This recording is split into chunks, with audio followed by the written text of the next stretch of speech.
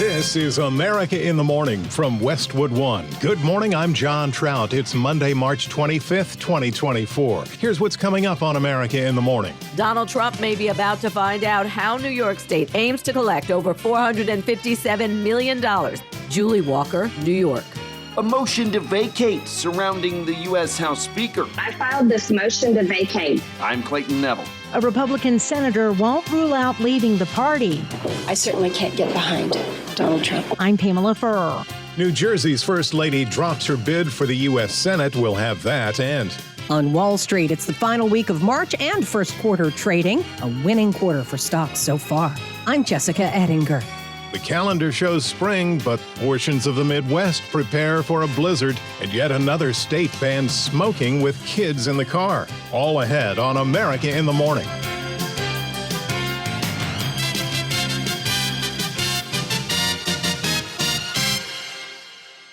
Donald Trump is expected to spend his Monday morning in the courtroom of a New York judge who might soon preside over his hush money criminal trial. And that's just one of the two important court hearings that's set for today.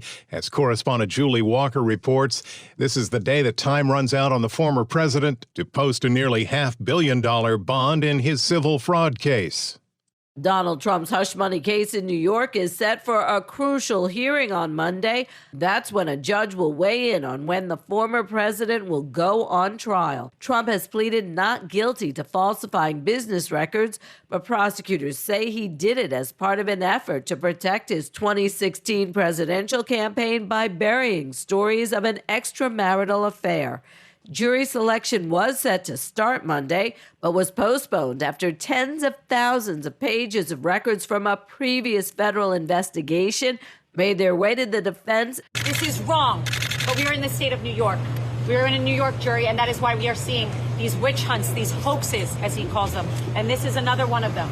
Be brought in New York, in states where they know they will get juries like this. Trump's lawyers say this warrants a case dismissal or at least a delay by 3 months. It's a ridiculous award. Listen, a fine for doing a perfect job, for having paid back a loan with no defaults, with no problems. After State Attorney General Letitia James won the judgment, she opted not to enforce it during a legal timeout for the former president to ask an appeals court for a reprieve from paying up. That period ends Monday, though James could decide to allow Trump more time. After 11 weeks of trial, we showed the staggering extent of his fraud and exactly how Donald Trump and the other defendants deceived banks, insurance companies, and other financial institutions for their own personal gain. The presumptive Republican presidential nominee has been trying to avoid having to post a bond for the entire sum in order to hold off collection while he appeals. But courts so far have said no. Julie Walker, New York. There's an effort on Capitol Hill to vacate Mike Johnson from his seat as House Speaker. Correspondent Clayton Neville explains. Republican Congresswoman Marjorie Taylor Greene is behind the potential move to oust House Speaker Mike Johnson from his speaker's chair. I filed this motion to vacate, but I haven't called it to the floor. This is like issuing a pink slip and giving our conference a notice saying that we have got to find a new speaker. This may take weeks. It may take months. While speaking on Fox News with Maria Bartiromo, Congresswoman Greene pointed directly to Speaker Johnson's support of a bill backed by Democrats to avoid a government shutdown. We cannot have a Republican Speaker of the House that is willing to do the bidding of Chuck Schumer, handing over the gavel to him and letting him pass the Schumer House bill on the floor. She told Fox the Speaker led Republicans to what she described as a catastrophe. He passed a giant omnibus bill, the second part of it, after breaking the 72-hour rule, only giving Republicans a day to read 1,012 pages and not allowing us to pass amendments to make any changes to this bill. Greene would need backing from other Republicans if she came to the floor with the motion to vacate. Republican Congressman Michael McCall spoke about that motion with CBS's Face the Nation. You know, I think it's indicative that even Matt Gaetz, who was the architect of ousting McCarthy, is saying this would be a huge mistake because it could actually throw the balance of power over to Joaquin Jeffries. And I think that's one argument. I think the other argument is we don't need dysfunction right now. And with the world on fire the way it is, we need to govern And that is not just Republicans, but in a bipartisan way, get things done for the country that's in the national security interest of the United States. In a potential blow to Speaker Johnson, another lawmaker is headed out the door sooner than expected. Congressman Mike Gallagher of Wisconsin announced earlier this year that he won't run for re-election. Late last week, he said he's stepping away now. There won't be a special election because of the timing. His seat won't be filled till the general election in November. Gallagher's April departure will follow a recent move by Republican Ken Buck, who's also leaving office earlier than planned, with the Republican majority shrinking to 217 to 13. The GOP could only afford one defection on any vote that's fully backed by Democrats. I'm Clayton Neville. When we return on America in the Morning, Murkowski's future uncertain and new details surrounding ousted senator. Back after these messages.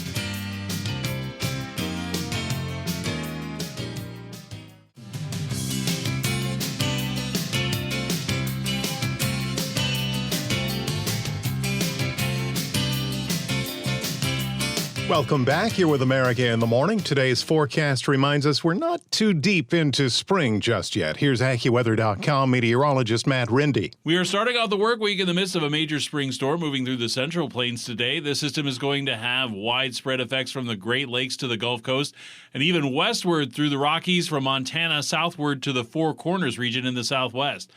In the northern and western side of the storm, there will be some colder air being drawn toward the center, leading to more snow developing in parts of eastern Colorado into western Kansas and Nebraska. Snow will continue in the northern plains where colder air is already in place. Snow amounts will vary from a few inches in the central plains to a very heavy 12 to 18 inches in total through portions of the eastern Dakotas and Minnesota, and an AccuWeather local storm max of 2 feet. The cold front associated with this storm will extend southward through Missouri into eastern Texas to start the day with some showers and thunderstorms forming along it. Some of these storms will be strong to severe from eastern Texas into Louisiana and Arkansas. There will also be a pocket of gusty storms developing this afternoon in parts of northern Missouri into southern Iowa. With these storms, there is a risk for heavy rain, gusty winds, hail, and even a tornado. Outside of the severe weather, rain will continue to develop through Missouri into Illinois, Iowa, and Wisconsin, and then shifting eastward tonight.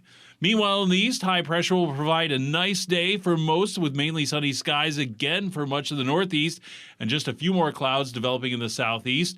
In the west, there'll be lots of clouds around today, in part from the plains storm, with the rain and snow showers. That's the weather across America. It'll be a milder day in Burlington, Vermont, with plenty of sunshine and a high of 48.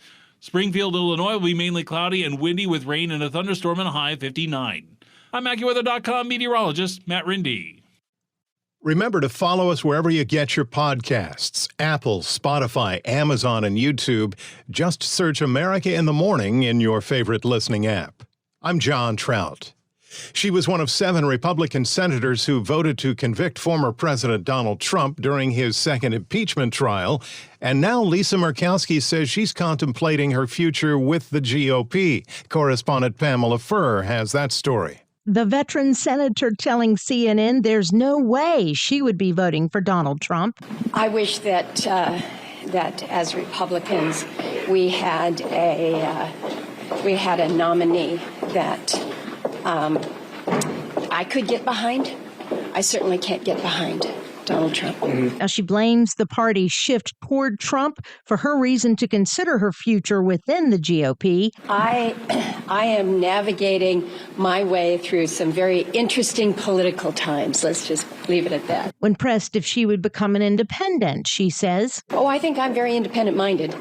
Officially, though, officially. I just regret that our party is seemingly becoming a party of Donald Trump. Murkowski was one of 2 GOP senators to endorse former South Carolina Governor Nikki Haley for president before she dropped out of the primary race. Murkowski has served in the Senate as a Republican since 2002, when she was appointed by her father, then Alaska Governor Frank Murkowski. I'm Pamela Furr. New Jersey's First Lady is ending her run for the United States Senate. Tammy Murphy announced yesterday she's dropping out of the race against Congressman Andy Kim to replace Robert Menendez. In a statement she posted on social media, Murphy explained that she did not want to wage a divisive and negative campaign against a fellow Democrat and wants to instead focus on re-electing President Biden and other Democrats to office. Murphy was able to secure a few victories, but polling left her mainly behind Kim in the Garden State. Menendez facing calls to resign as he deals with federal bribery charges. Last week announced he's not going to run in the primary, but could launch an independent Democrat bid in the general election. New York Stock Exchange ticker symbol DJT. Yes, that Donald J. Trump. One America in the Morning continues after these messages.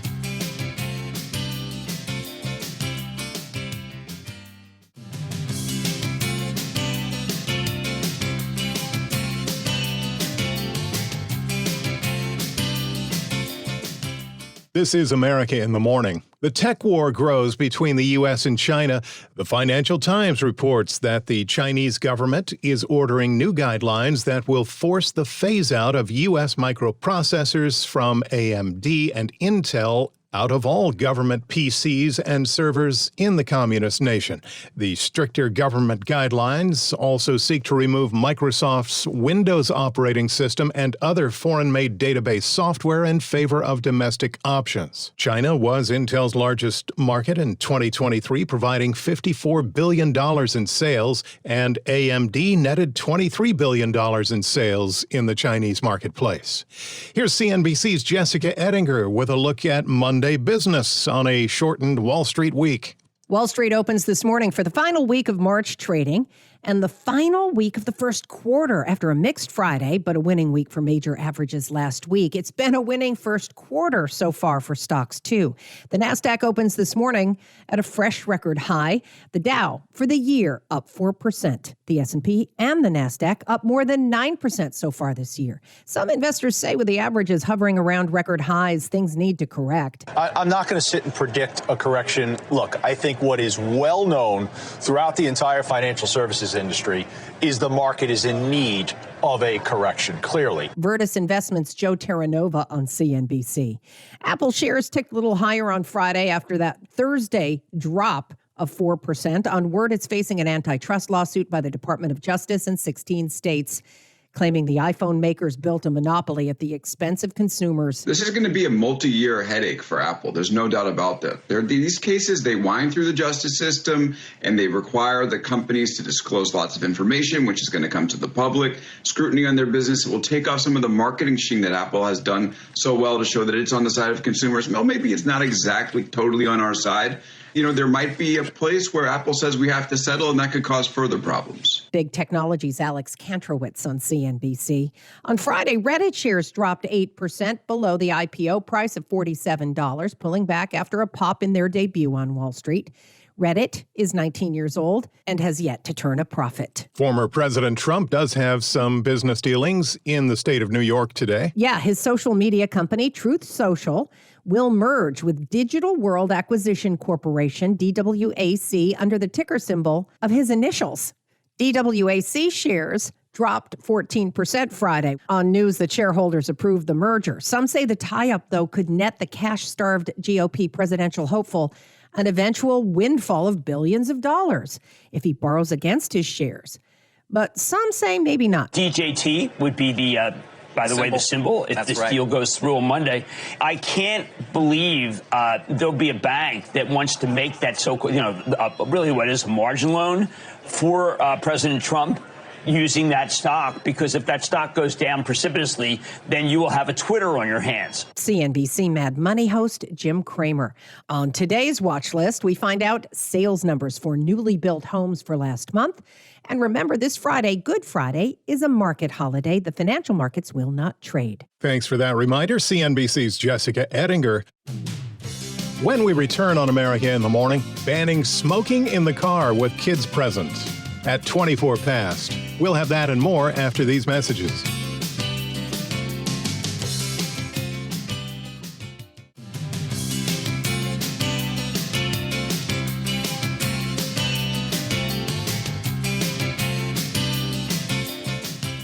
Back now on America in the Morning. Last week marked the first official day of spring. This week, millions of Americans are still feeling winter-like weather as the nation braces for a major snowstorm to sweep across the country.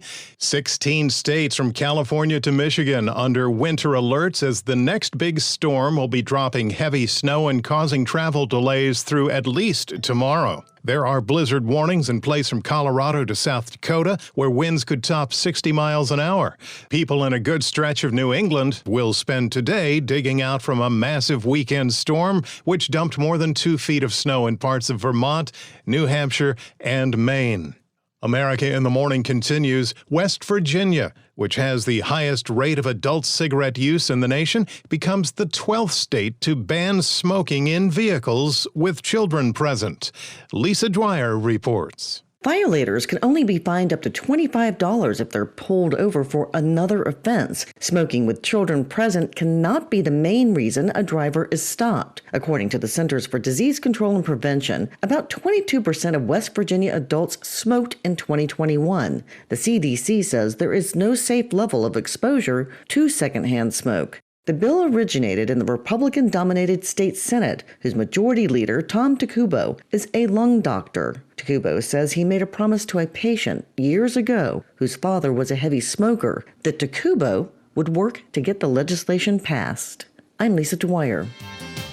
America in the Morning for Monday, March 25th, 2024 is produced by Jeff McKay. Senior producer Kevin Delaney. I'm John Trout. This is Westwood One.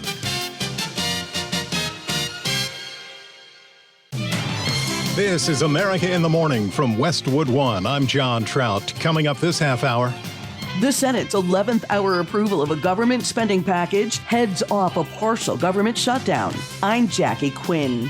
The ISIS terror attack in Moscow and the Kremlin's latest missile strike on Ukraine. Reaction to Ronna McDaniel's move to NBC. I'm Clayton Neville. Willis tells Trump the train's coming. Republican House member resigns. And update on that Idaho hospital prison break. We'll have those stories.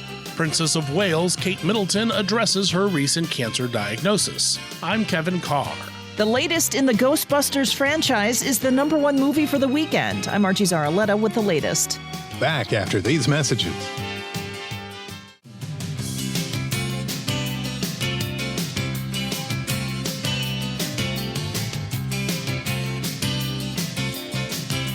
You're with America in the Morning. We have more on that expected blizzard today for portions of the Midwest. First, thunderstorms are shaping up for at least a half dozen states. Here's AccuWeather.com meteorologist Matt Rindy. Powerful spring storm in the Central Plains will be quite impactful across the central U.S.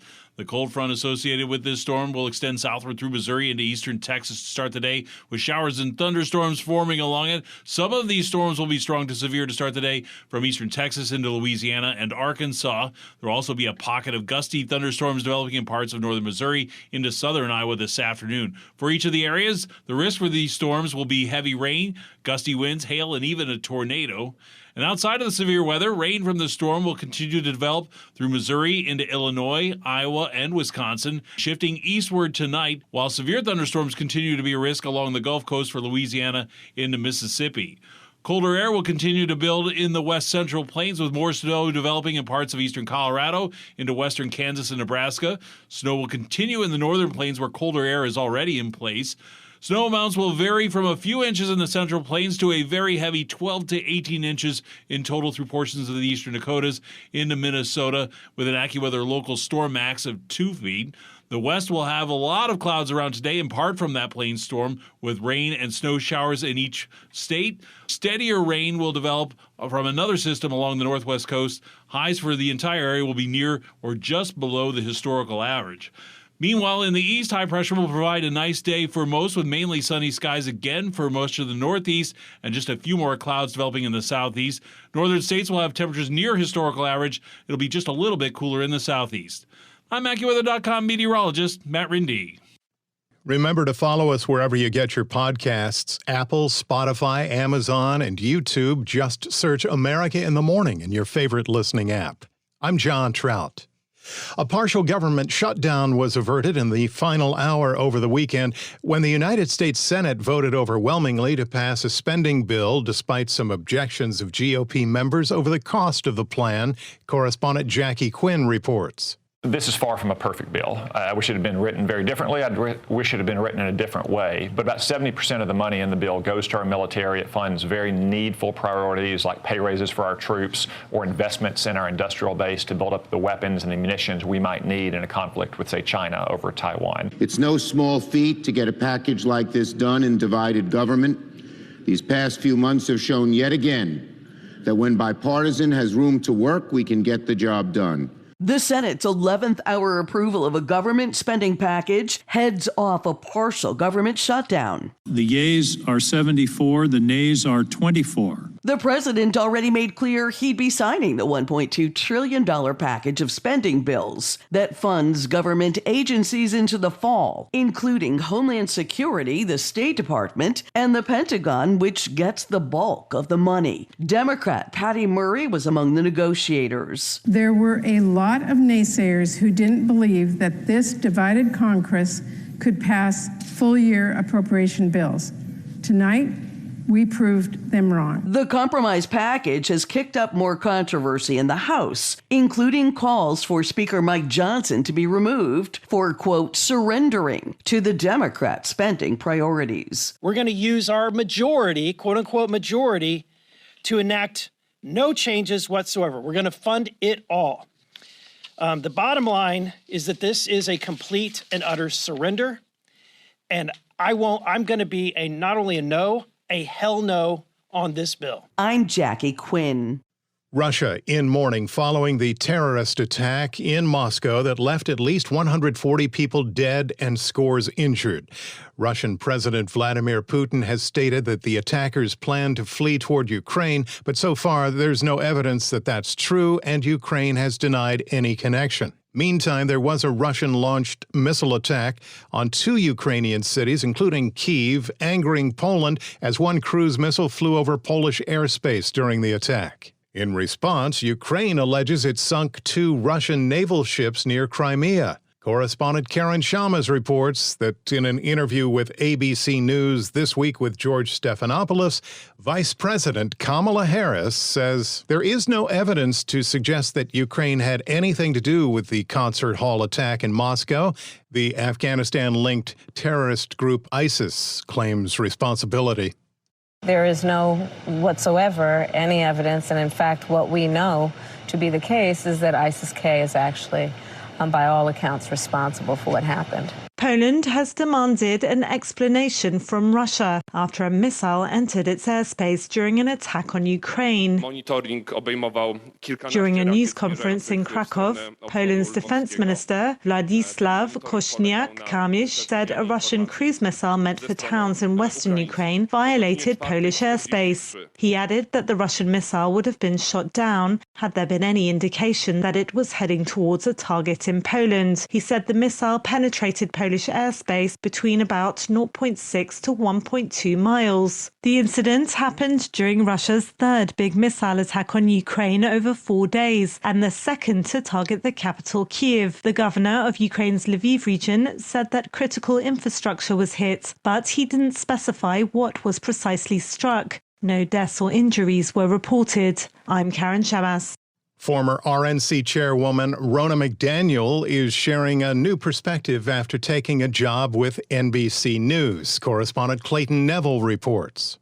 Ronna McDaniel, who left her post as RNC chair, was announced by NBC late last week as a political analyst for the network. The move drew some criticism, and even NBC's Chuck Todd brought up potential credibility concerns.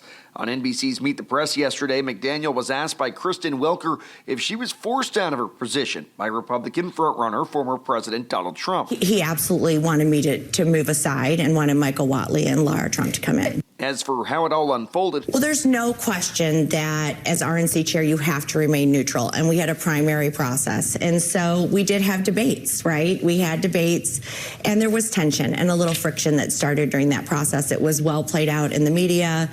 And I knew at that point when I was doing that role and we were going to have debates that when the nominee came forward and it was likely to be President Trump, that they would want to switch. And that's his right as nominee. McDaniel went on to comment about the January 6th Capitol riot. The violence that happened on January 6th is unacceptable. It doesn't represent our country. It certainly does not represent my party. We should not be attacking the Capitol. We should not be having violence. I said it that day. I put a statement out that day. She was asked by Meet the Press if she agrees with President Trump that people convicted in the riots should be freed of charges. I do not think people who committed violent acts on January 6th should be freed. And McDaniel was pressed on why she waited till now to make it clear. When you're the RNC chair, you kind of take one for the whole team, right? Now I get to be a little bit more myself, right? This is what I believe. I don't think violence should be in our political discourse, Republican or Democrat. And I disagree with that. I agree with him on a whole host of other things. Let's close the border. After the interview aired, Chuck Todd said to Welker, quote, "I think your interview did a good job of exposing contradictions." I'm Clayton Neville. When we return on America in the Morning, Willis stays, Gallagher leaves. Two of the stories we're following next, back after these messages.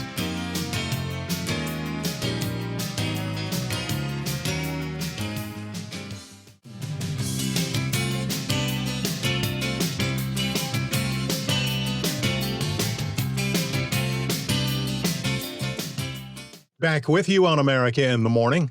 I'm John Trout. The train is coming.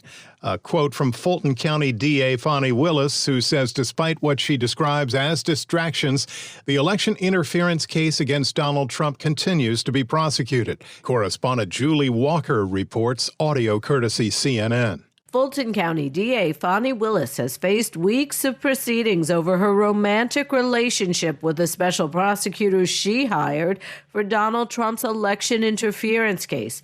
But she told CNN on Saturday, "I don't feel like we have been slowed down at all." My team's been continuing to work, and I think the media, and especially organizations like your own, have been paying attention. All while that was going on, we were writing responsive briefs. We were still doing the case in the way that it needed to be done. I don't feel like we've been slowed down at all. I do think that there are efforts to slow down this train, but the train is coming. Willis said, "I don't feel like my reputation needs to be reclaimed. Let's say it for the record. I'm not embarrassed by anything I've done.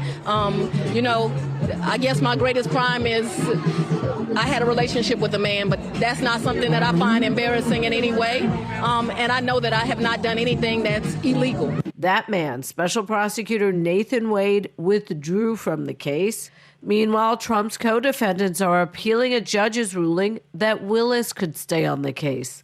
I'm Julie Walker. Wisconsin Republican Representative Mike Gallagher says he will resign from Congress. As Lisa Dwyer reports, his surprise move also means there'll be another open seat in the House, cutting the GOP's majority to just a single vote. Representative Gallagher's resignation will leave House Republicans with only a 217 to 213 majority. The thin majority has already proved to be a challenge for Republican leadership and forced House Speaker Mike Johnson to work with Democrats. For a time, Gallagher was seen as a rising star in the GOP, spearheading the House pushback against the Chinese government. But Gallagher found himself at odds with both former President Donald Trump and his supporters. He also angered fellow Republicans last month by refusing to impeach Homeland Security Secretary Alejandro Mayorkas. Gallagher will resign his position on April 19th. I'm Lisa Dwyer. Police have identified two men who were found dead in northern Idaho amid a 36-hour manhunt for an escaped inmate and his alleged accomplice. Correspondent Norman Hall reports. Idaho authorities are investigating whether two homicides are connected to Wednesday's escape of an Idaho white supremacist prison gang member and an accomplice after a Boise hospital ambush. The escaped prisoner, Skylar Mead, and the accomplice, a recently released inmate named Nicholas Oppenauer, both members of the Aryan Knights gang, were arrested in Twin Falls. Sir, a warrant's been served on you out of Ada County in case number CR01249524-1. That's on a charge of felony escape. That warrant has bail set at $2 million.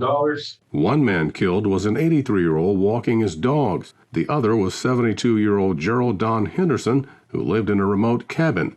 Ron Thompson was his partner. I can't understand the senseless murder of this beautiful man by these two horrible, evil men. A woman suspected of aiding in the escape also faces charges. I'm Norman Hall. The government is reviewing the 10 biggest airlines and whether they're making money off sharing the personal information of passengers. Correspondent Donna Warder reports. The Department of Transportation says it will take a look at Delta, United, American, Southwest, and the 6 other top airlines to see how they collect and use information about customers. Transportation Secretary Pete Buttigieg says airline passengers should have confidence that their personal information is not being shared improperly with third parties or mishandled by employees. The trade group Airlines for America says the airlines take customers' personal information security very seriously.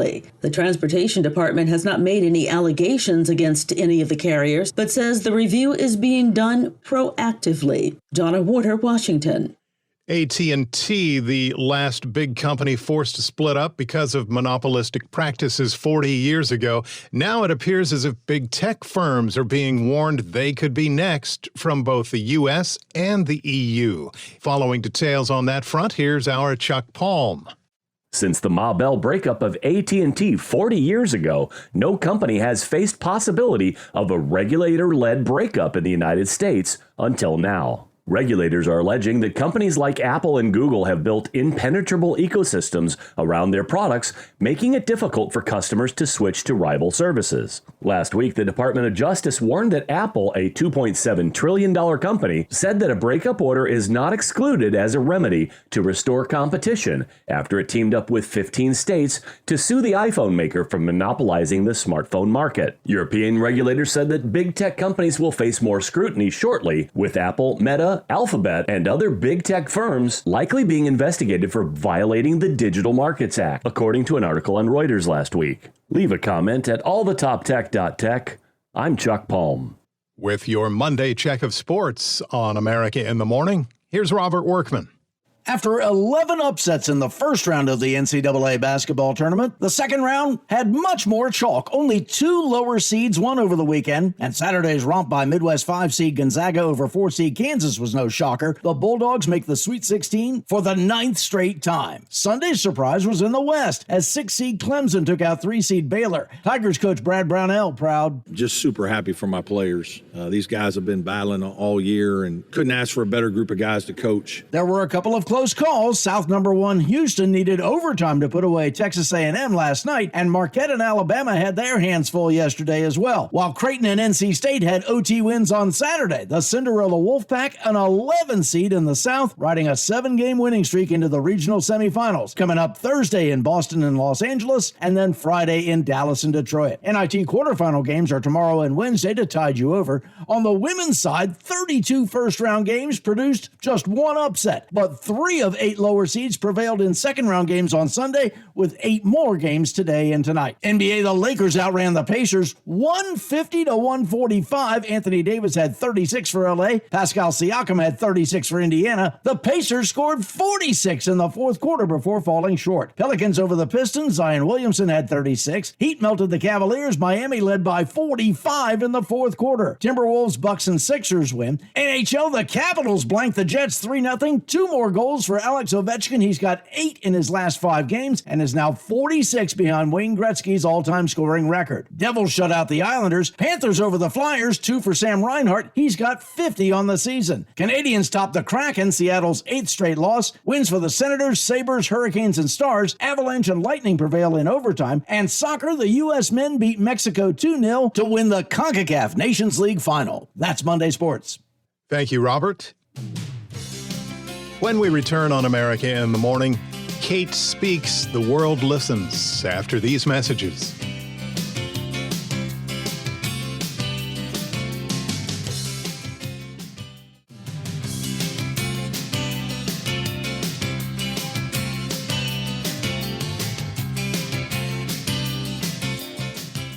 Welcome back. This is America in the Morning. After weeks of being out of the public eye, Kate Middleton addresses her absence and shares with the world her medical challenges. Kevin Carr reports. On Friday afternoon, Kensington Palace released a video of Kate Middleton addressing her health after undergoing major abdominal surgery in January. The surgery was successful. However, tests after the operation found cancer had been present. My medical team therefore advised that I should undergo a course of preventative chemotherapy, and I'm now in the early stages of that treatment. Middleton had been out of the public eye since the surgery. On Mother's Day in England, she released a picture of herself and her children that had been photoshopped. This fueled a variety of rumors and conspiracy theories online. With the news of the cancer diagnosis, journalists and celebrities like Blake Lively, who had posted memes about the Photoshop picture, offered apologies. At the end of her video, Middleton offered a message of empathy for others going through cancer treatment. At this time, I'm also thinking of all those whose lives have been affected by cancer. For everyone facing this disease, in whatever form, please do not lose faith or hope. You are not alone. On Saturday, the Prince and Princess of Wales released a statement thanking people around the world for their thoughts and kind words. They said they are, quote, extremely moved by the public's warmth and support and are grateful for the understanding of their request for privacy at this time. Middleton's diagnosis comes 6 weeks after Buckingham Palace announced her father-in-law, King Charles, had been diagnosed with cancer in February. I'm Kevin Carr. Movie remake, a big hit with theater goers as the new Ghostbuster movie led the way at the box office. Correspondent Margie Zaraletta has the story. Phoebe Spangler, you stay inside this car. I have a ghost to bust. Ghostbusters Frozen Empire earned $45.2 million domestically in its debut weekend, according to studio estimates. It continues the story of the 2021 film Ghostbusters Afterlife, about the descendants of Harold Ramis's character Egon Spengler. Your blood comes from dukes and great houses. Here, we're equal. What we do for the benefit of all. Well, I'd very much like to be equal to you.